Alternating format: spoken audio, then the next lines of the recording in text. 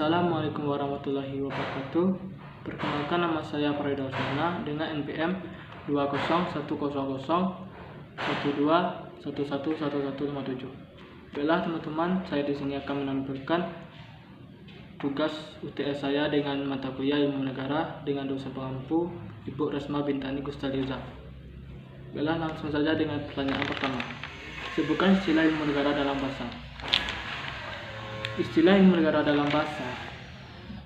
Pertama, istilah ilmu negara dalam bahasa Belanda yaitu Staatsleer, dalam bahasa Jerman Staatslehre, dalam bahasa Inggris Stand of Theory atau The General Stand of Theory, dalam bahasa Prancis Theorie d'État.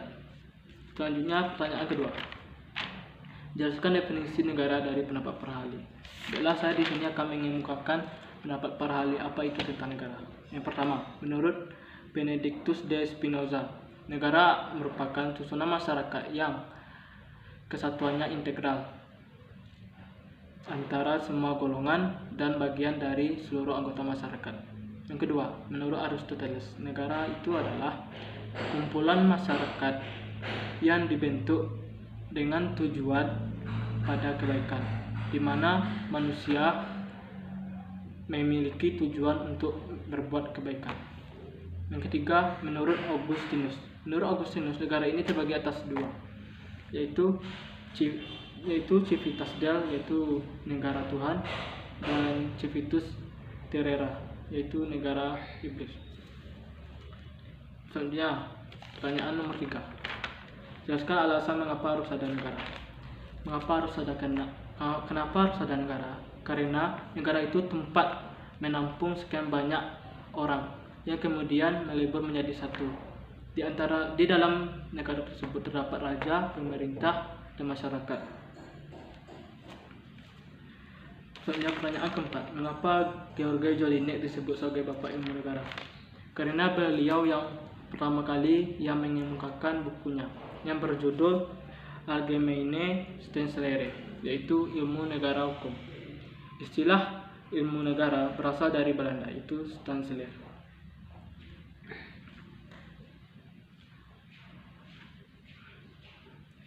Yang diambil dari bahasa Jerman, yaitu Staatslehre. Selanjutnya, pertanyaan nomor 5. Jelaskan pembagian ilmu negara menurut George Jelinek. Pembagian ilmu negara menurut George Jelinek ini ada dua. Yang pertama adalah ilmu negara dalam, yakni dalam arti sempit. Maksud dalam arti sempit ini adalah ilmu pengetahuan mengenai negara yang menekankan pada negara sebagai objeknya. Yang kedua adalah ilmu pengetahuan hukum. Maksud dari ilmu pengetahuan hukum ini adalah negara yang menekankan dari segi hukum. Misalnya hukum pidana. Selanjutnya, jelaskan hubungan ilmu negara dengan ilmu politik. Yakni ilmu negara merupakan ilmu yang bersifat teoris atau bebas nilai, sedangkan ilmu politik merupakan ilmu yang bersifat praktis, mengadakan kritik dan penilaian terhadap objeknya yang akan dipelajari.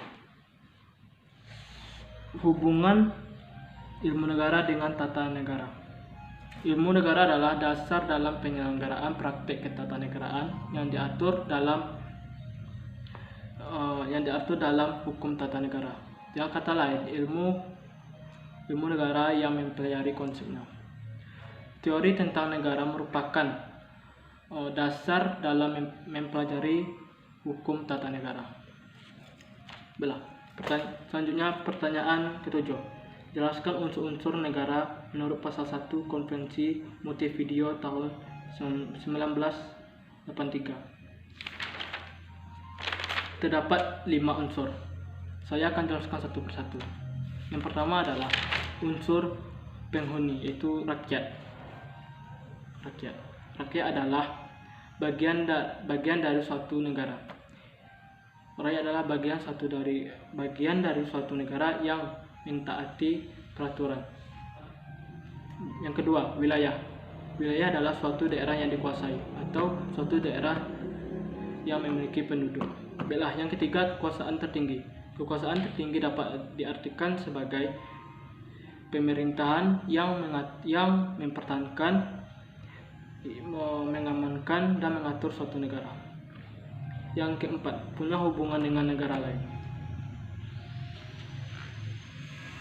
Punya hubungan dengan negara lain yakni